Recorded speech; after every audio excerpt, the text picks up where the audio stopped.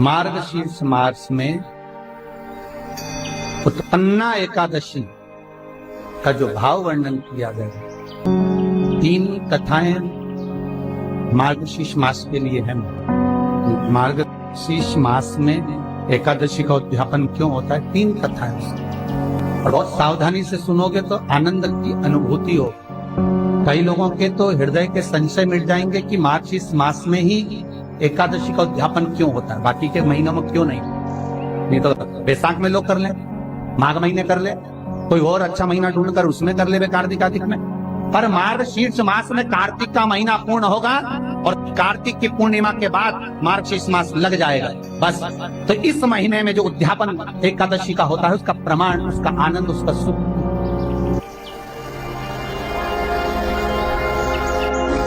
हम कई बार निवेदन करते हैं, आप अगर एकादशी का व्रत कर रहे हो महाराज,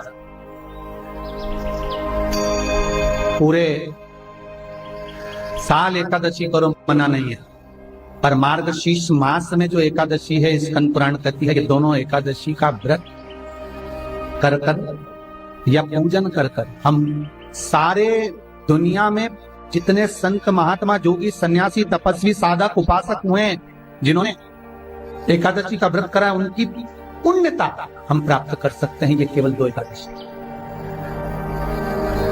केवल एकादशी का जो उद्यापन होता है, ये कार्तिक का महीना पूर्ण होगा, मार्गशीर्ष लग जाएगा महाराज। एकादशी का जो उद्यापन होता है वो केवल मार्गशीर्ष मास में ही होता है, इसके सिवाय एकादशी का उद्यापन नहीं होता। अब महाराज, किसी ब्राह्मण से कभी आप लोगों ने इतनी बार उद्यापन की सोची होगी कि मुझे एकादशी का उद्यापन करना है, मुझे एकादशी का उद्यापन करना है, तो कभी किसी ब्राह्मण से जाकर आपने ये नहीं पूछा, कभी किसी ब्राह्मण से जाकर ये चर्चा नहीं करी कि मार्गशीर्ष मास में ही एकादशी का उद्यापन क्यों होता है, बाकी के महीने में क्यों नहीं होता? कार्तिक का बड़ा महीना है, माघ का बड़ा महीना है, और चलो तो चलो वैशाख का बड़ा महीना आ जाता है, अधिक मास का बड़ा महीना आ जाता है। सारे जितने व्रत हैं आपके, चतुर्थी का व्रत हो, छठ का व्रत हो, तीज का व्रत हो, पंचमी का व्रत हो, तुम्हारा अष्टमी का व्रत हो, ये जितने व्रत होते हैं सारे व्रतों का उद्यापन बड़ा महीना देखकर कर दिया जाता है, पर एकादशी का जो उद्यापन है केवल मार्गशीर्ष मास में ही होता है।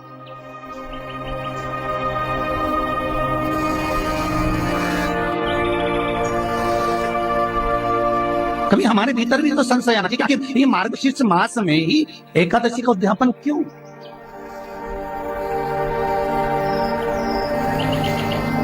सारे महीने छोड़कर हम मार्गशीर्ष मास का इंतजार करते हैं कि आए, और मार्गशीर्ष मास में आए और हम एकादशी का उद्यापन करें, हमारी एकादशी पूर्ण हो जाए, और मार्गशीर्ष मास का इंतजार करते करते करते करते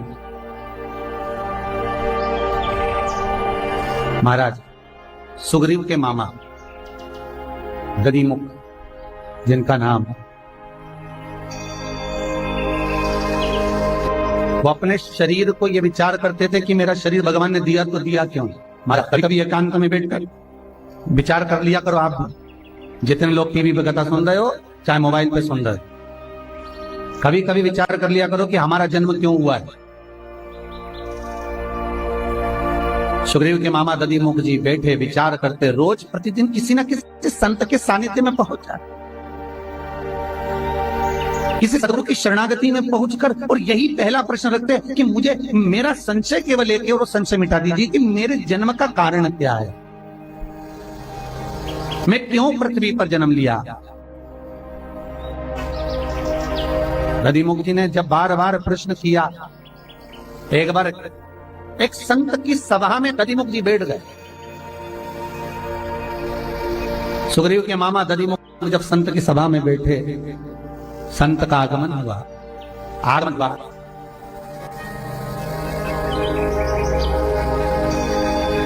दधिमुख जी प्रश्न करते, उससे पहले संत ने प्रश्न कर दिया, कैसे आना हुआ। अब दधिमुख को तो यह प्रश्न था कि मेरा जन्म ही क्यों हुआ, किस लिए आए। आज संत ने प्रश्न कर लिया, कैसे आना हुआ।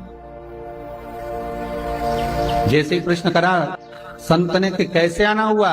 दधिमुख जी ने एक ही उत्तर दिया, बहुत नाम सुना था तो विचार किया कि एक बार जाऊं मैं आपकी शरण में और कुछ जीवन का, भगवत भजन का लाभ लेकर आऊं।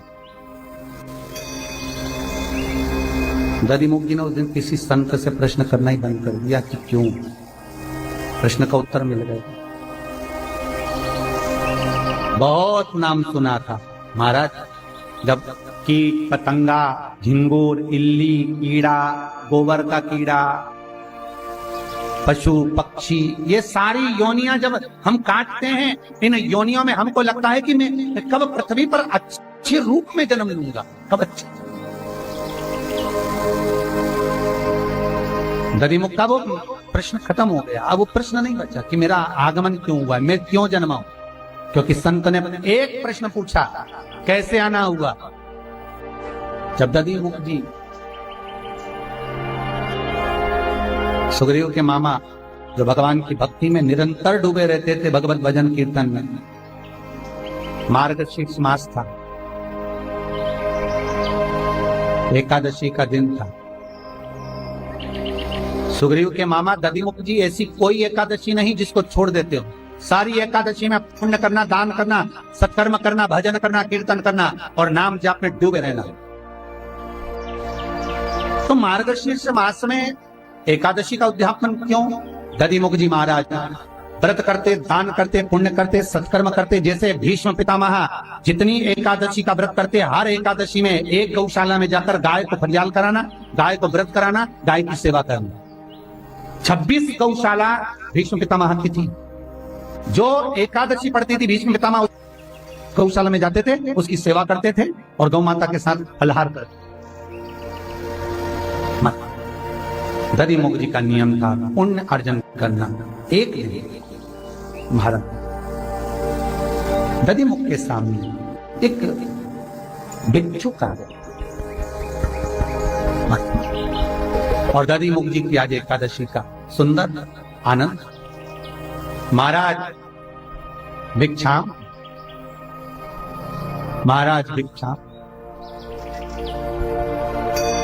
कुछ भिक्षा में दे दीजिए, मुझे भूख लगी है।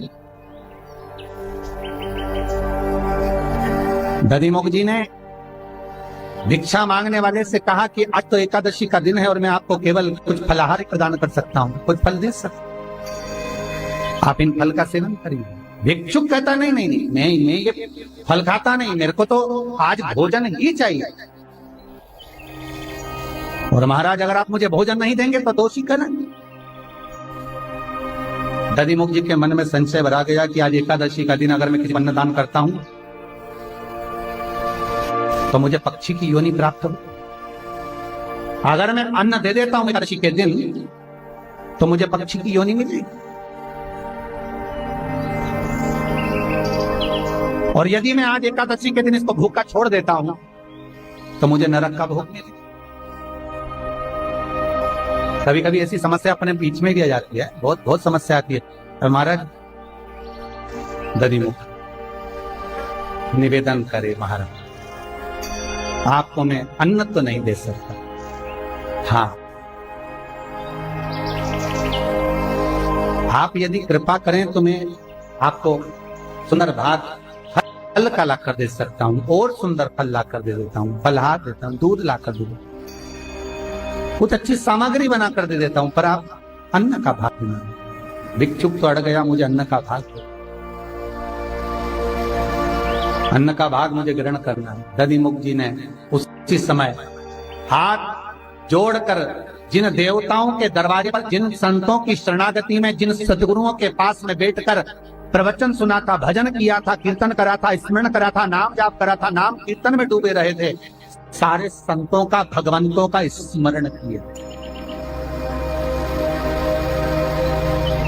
और सारे संत और भगवंत स्मरण कर कर उनका जब स्मरण किया गया तो जितने संतों की एकादशी थी उन सारी एकादशी इस दधिमुख के सामने आकर खड़ी हो गई। देखिए सारी एकादशी दधिमुख के सामने आकर खड़ी हो गई और खड़ी होकर उन एकादशी ने दधिमुख से कहा, दधिमुख तो चिंता मत, हम सूर्य नारायण से विनती करते हैं और आज का तेरा जो भाग है तो सूर्य नारायण से विनती कर कर, सूर्य की उपासना कर कर, और आज का भाग जो भी है तो दिन चिंता ना कर, सूर्य के साक्षी में तो इसको वचन दे दे कि मैं इसको भोजन कराऊं, और जैसे ही तुम वचन दोगे हम सूर्य को धीरे धीरे ढलवा देंगे, दूसरा दिन लग जाएगा, पालना का दिन रहेगा, तुम इसको भाग प्रदान कर दो, एकादशी का कर। महाराज दधिमुख जी ने कहा नहीं मानो, एकादशी से करें, अगर आप ऐसा छल करोगे ठीक नहीं। एक काम करता हूं, आज मैंने जो जितनी एकादशी करी है उस सारी एकादशी का एक साथ उद्यापन कर दो, एक साथ उसको पूर्ण कर दो। महाराज मार्गशीर्ष मास में उत्पन्ना एकादशी का जो भाव वर्णन किया गया, उस दिन से एकादशी का उत्पन्ना मतलब उत्पन्न होकर प्रागट्यता के भाव कर दिया गया।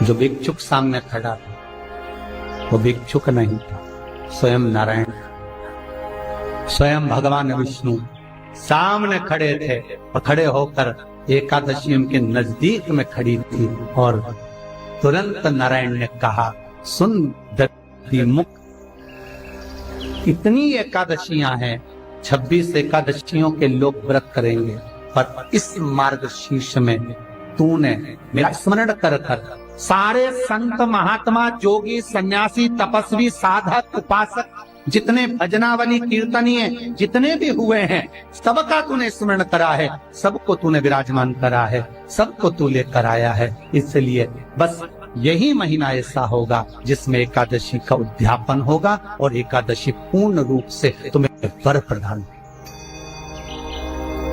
कितना सुंदर कहा है महाराज।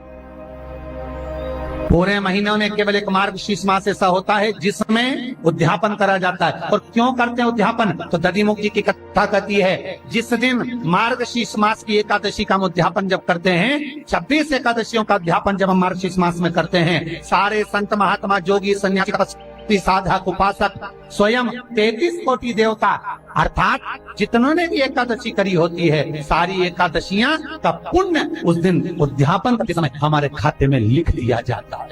इसलिए मार्गशीर्ष की एकादशी के ही महीने में, मार्गशीर्ष में ही केवल एकादशी का उद्यापन, बाकी का कोई। गंगा के जल में एकादशी के दिन 7 बेलपत्री डालकर जो नंदीश्वर भगवान अर्थात जो शंकर जी के शिवलिंग के सामने नंदी होता है, उस नंदी के चरण पर गंगा का जल चढ़ाकर बेलपत्री शिव पर समर्पित कर देता है, उसके घर में रुपया रुकना चालू हो जाता है। फिर वो गलत जगह पर नहीं जाता, गलत स्थान पर वो धन जाएगा ही।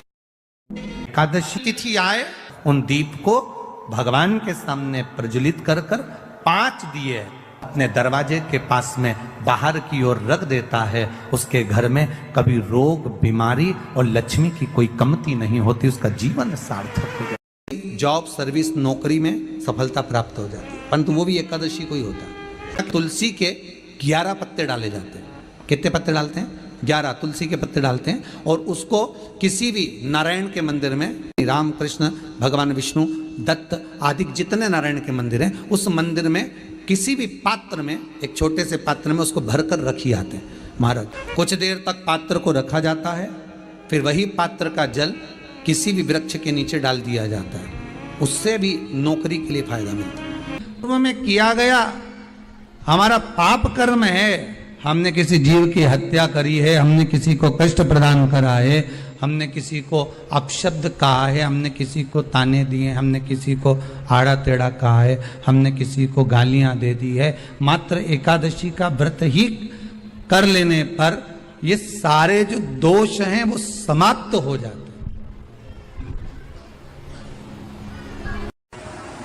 एकादशी के दिन जब आप जल शंकर को चढ़ाने तो रोज ही जाते हैं, जब एकादशी का दिन रहे और शंकर जी के मंदिर में आप जल समर्पित करें तो 3 बार मुख से स्वधा स्वधा स्वधा या स्वधा स्तोत्र का पाठ जिसमें 12 श्लोक। जैसे पीपल के पत्ते में पराग होता है, हमारा हिंदू धर्म, हमारा शास्त्र कहता है, हमारे शास्त्र, हमारे वेद डॉक्टर वर्णन करते हैं कि पीपल के पत्ते को अगर एकादशी और द्वादशी के दिन एक तांबे के पात्र में गला कर रख दिया जाए और उस पानी का आचमन 3 बार करा जाए तो जिसकी नाड़ियां चोक भी हो जाती है, डॉक्टर बोले इसका बाईपास करना पड़ेगा, उसको केवल 3 आचमन पानी एकादशी और द्वादशी को पीपल के पत्ते का कराया जाए तो अंदर की नाड़ियां भी खुल जाती हैं। मरने के बाद नहीं, क्योंकि मरने के बाद तो वो 10वें के दिन गरुड़ पुराण में लिखा है 10 दिन तक जीवात्मा घर की अटारी पे रहती है। कितने दिन? 10 दिन। 10 दिन के बाद जीवात्मा चली जाती है। कहां जाती है? उसको जहां जाना है। 3 दिन में उसको भोग भोगना पड़ता है जीवात्मा को। 3 दिन नरक का भोग भोगती है, उसके बाद स्वर्ग का भोग भोगती है। 18 दिन में ये प्रोसेस पूरी हो जाती है। कितने दिन? 18 दिन। 18 दिन के बाद में उस जीवात्मा को धान के खेत में पटका जाता है। किसके खेत में? धान के, चावल के खेत में। इसलिए कहते हैं एकादशी के दिन चावल मत खाओ। कहते कि नहीं कहते? और क्या कहते हैं? द्वादशी के दिन चावल खाना जरूरी है। एकादशी का पालना करना है तो द्वादशी को चावल का एक ग्रास खाओ, तब द्वादशी को चावल खाओगे तो एकादशी लगेगी। चावल नहीं खाओगे तो एकादशी नहीं लगेगी। द्वादशी को चावल खाना जरूरी है। क्यों कहते हैं? क्योंकि धान के खेत में जीव को छोड़ा जाता है, उस धान के खेत में, चावल के खेत में जीवात्मा रहती है। उसको चिड़िया खाती है तो चिड़िया के रूप में जन्म लेता है, मनुष्य खाता है तो मनुष्य के रूप में जन्म लेता है। इसलिए एकादशी के दिन चावल नहीं खाया जाता, क्योंकि एकादशी के दिन हम चावल खाएंगे तो जीव हत्या का दोष लग जाएगा। फिर कब खाना है? द्वादशी के दिन। द्वादशी के दिन क्यों खाया जाता है? क्योंकि हम एकादशी के व्रत करे रहते हैं और पहला घासा जब चावल का खाते हैं तो अपनी करी हुई एकादशी का पुण्य, जितने जीव हमारे मुंह में जाते हैं उनको उसका पुण्य मिल जाता है और उनका फिर जन्म नहीं होता, वो तर जाते हैं, उनको एकादशी का भाग मिल जाता है। इसलिए कहते हैं एकादशी को चावल मत खाओ पर द्वादशी को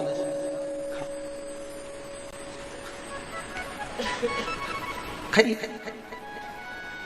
10 दिन तक जीवात्मा है और आपने एकादशी कब दान दी? बोलो जम के।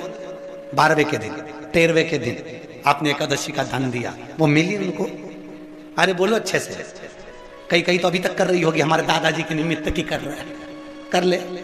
फिर वही वाली बात आ गई, गुलाब के फूल में पानी जारी है बन के, फिर जन्मे फिर भोगो, फिर जन्मो फिर भोगो। तो इससे तो अच्छे से खूब तपने के बाद, कर्म भोग भोगने के बाद, क्योंकि मनुष्य का जो शरीर है केवल भोगने के, भजन करो भोगो, भजन करो। क्यों? 84 लाख योनियों में आप कीट बनकर पैदा हुए, आपको उसमें मर भी जाओगे तो आपको ज्ञान नहीं होगा। पशु बनकर पैदा हुए आपको ज्ञान नहीं होगा, जंतु बनकर पैदा हुए आपको ज्ञान नहीं होगा। पर मनुष्य की योनि केवल एक ऐसी योनि है, इस योनि के अंतर तुमने पूर्व में 84 लाख योनि में जो कर्म करे होते हैं, उस कर्म का सारा भोग तुम्हें मनुष्य योनि में भोगने को मिलता है। और उस योनि में जब भोगोगे तो थोड़ा सा कष्ट तो होगा महाराज, होगा। कई लोग कहते हैं हमारी पड़ोसन तो अगरबत्ती नहीं लगाती गुरुजी तो भी खुश, कभी मंदिर नहीं जाती पड़ोसन, कभी शंकर जी को लोटा भर पानी नहीं चढ़ाती तो भी भगवान खूब दे दिया, और हम तो रोज मंदिर जाएं, व्रत करें, उपास करें तो भी दुखी हैं। उसका क्या कारण? तो शिव महापुराण में लिखा, एक बार देवऋषि नारद भगवान विष्णु के पास में पहुंचे और भगवान विष्णु से कहा, नारायण, दुनिया के लोग अगरबत्ती नहीं लगाए, भगवान का पूजन नहीं करें, पाठ नहीं करें तो सुखी रहते हैं, और दुनिया के लोग भगवान का भजन पूजन करते हैं तो दुखी रहते हैं, ऐसा क्यों? भगवान विष्णु ने कुछ बोले नहीं। भगवान विष्णु बोले, मुझे भूख लग रही है, मेरे साथ पृथ्वी पे घूमने चल। भगवान विष्णु नारद जी के साथ पृथ्वी पे घूमने निकले। अब जैसे ही नारद जी के साथ घूमने निकले तो भगवान विष्णु ने एक सेठ जी का घर देखा। नारद जी बोले, महाराज ये सेठ जी का घर है, खूब बड़ा धर्मात्मा दानी है, चलो इसके यहाँ कुछ खाने को मिल जाएगा। भगवान विष्णु ने मनुष्य का रूप रखा, नारद जी ने मनुष्य का रूप रखा, साधारण रूप बन रखकर दरवाजा बजाया। सेठ जी, ओ सेठ जी, सेठ जी। सेठ जी बाहर निकल कर आए, क्या है? हमें भूख लगी है, कुछ दान दे दो। इतने में सेठ जी बोले, तुम्हारा बाप रख के गया, दान दे दो, चल निकले यहां से, भाग, निकल जाओ यहां से। सेठ जी ने धक्के मार के देवऋषि नारद और भगवान विष्णु को भगा दिया। इतने में देवऋषि नारद को क्रोध आया। देवऋषि नारद ने कहा, महाराज इसने अपमान करा है, अपने को धक्के मारकर निकाला है, श्राप दे दो। बर्बाद हो जाए। भगवान विष्णु ने पीछे पलटकर सेठ जी को देखा। देखकर भगवान विष्णु ने दोनों हाथ उठाकर कहा, जा तेरे यहाँ खूब लक्ष्मी बढ़ जाए, खूब लक्ष्मी बढ़े और बढ़े और बढ़े। इतने में देवऋषि नारद ने कहा, प्रभु तुम लक्ष्मी बढ़ने का, तुम्हें श्राप देना था तो तुमने आशीर्वाद दे दिया। भगवान बोले मेरी मर्जी, चलो। भगवान विष्णु और आगे गए। भगवान ने कहा एक छोटा सा झोपड़ा है, छोटी सी कुटिया थी, छोटा सा घर था। भगवान ने कहा यहाँ देख कुछ मिल जाए। देवऋषि नारद ने आवाज लगाई, माता बाबा भूख लगी है। अंदर से एक बूढ़ी माँ निकल कर बाहर आई, आओ बाबा अंदर बैठो। 2 आसन लगाए, भगवान विष्णु और देवऋषि नारद को बिठाया। माता जी ने कहा, बाबा क्या चाहिए? हमें भूख लगी है। माँ बोली, बाबा मेरे यहाँ खाने का तो कुछ नहीं है, एक गाय है, गाय दूध देती है, हम उसका ही पालन करते हैं, आपको मैं दूध ला कर देती हूँ। माता जी ने पानी पिलाया, दूध लाकर देवऋषि नारद भगवान विष्णु को दिया। महाराज मेरी गाय इतनी बढ़िया है, बस वो दूध देती है, ही लीजिए। भगवान ने दूध पिया, देवऋषि नारद ने दूध पिया, भगवान चल दिए। इतने में देवऋषि नारद बोले, प्रभु कितनी अच्छी अम्मा है, कितनी अच्छी आई है, कितनी अच्छी माता है, आशीर्वाद दो भगवान, इसको खूब आशीर्वाद दो, ये खूब दान करती रहे, पुण्य करती रहे। इतने में तुरंत भगवान विष्णु ने पीछे पलट कर देखा, पलट कर देखकर आशीर्वाद देते समय भगवान विष्णु ने कहा, जा तेरी गाय मर जाए। भगवान विष्णु ने हाथ ऊंचा कर कहा, तेरी गाय मर जाए। और भगवान चल दिए। जैसे ही चले इतने में देवऋषि नारद को क्रोध आ गया। देवऋषि नारद ने कहा, भगवान वो सेठ जी ने तुम्हारा अपमान करा, धक्के मारकर निकाला और उसको कह रहे हो कि लक्ष्मी बढ़ जा, और वो उसने दूध पिलाया तुमको, सेवा करी, और उसको कह कि गाय मर जा, ऐसा क्यों? भगवान विष्णु ने कहा, देवऋषि नारद तुम समझोगे नहीं, ये जो माँ है ना, इसने मेरी सेवा करी, ये मुझे भजती है, मेरा भजन करती है, मेरा स्मरण करती है। मैं चाहता हूं कि ये मरने के बाद वापस जन्म ना ले, और जन्म ना ले मेरे पास आकर मेरे संग में मेरे साथ वैकुंठ में रहे। मैं ये चाहता हूं, पर करूं क्या? देवऋषि नारद ये जब मरेगी ना, तो मरते समय इसको लगेगा कि मेरी गाय ना जाने कोई कसाई ना ले जाए, मेरी गाय को उठाकर ना ले जाए, मेरी गाय कट ना जाए। मरते समय इसका ध्यान गाय में लगा रहेगा, तो गाय में लगा रहेगा, तो मरने के बाद ये गाय का जन्म पाएगी, फिर उलझी की उलझी रह जाएगी, वैकुंठ नहीं आ पाएगी। इसलिए मैंने इसके मरने से पहले इसकी गाय को मार दिया, जिससे ये मेरे धाम में आराम से आ जाए। और प्रभु आपने उस सेठ जी को लक्ष्मी बढ़ने का आशीर्वाद क्यों दिया कि और लक्ष्मी बढ़े और धन बढ़े? भगवान बोले, नारद तू जानता नहीं है, सेठ जी लक्ष्मी से बड़ा प्रेम करते हैं, तो लक्ष्मी और बढ़ेगी और बढ़ेगी और बढ़ेगी। जब ये लक्ष्मी जोड़ जोड़ के मरेगा, आखिरी में सांप बन के वहीं पड़ा रहेगा। सुंदर कहा इस महापुराण में कि जिस दिन पत्नी अपने पति से कह दे, मैं तुमसे विवाह कर मेरी जिंदगी बेकार हो गई, उस दिन नारी का सात्वित्व समाप्त हो जाता है। नारी का सात्वित्व समाप्त। कभी मुख से मत कहो पति से कि मेरा जीवन आपके यहाँ विवाह कर बेकार हो गया। भैया माता पिता ने तो अच्छा देख कर ब्याया था, किस्मत में होता तो स्वर्ग मिलता, भाग्य के ऊपर है। तुलसी के क्यारे के पास में एक छोटी सी कटोरी रखकर घर का कोई भी व्यक्ति, चाहे महिला हो, पुरुष हो, पुत्र हो, पुत्रवधू हो, बच्चे हो, कोई भी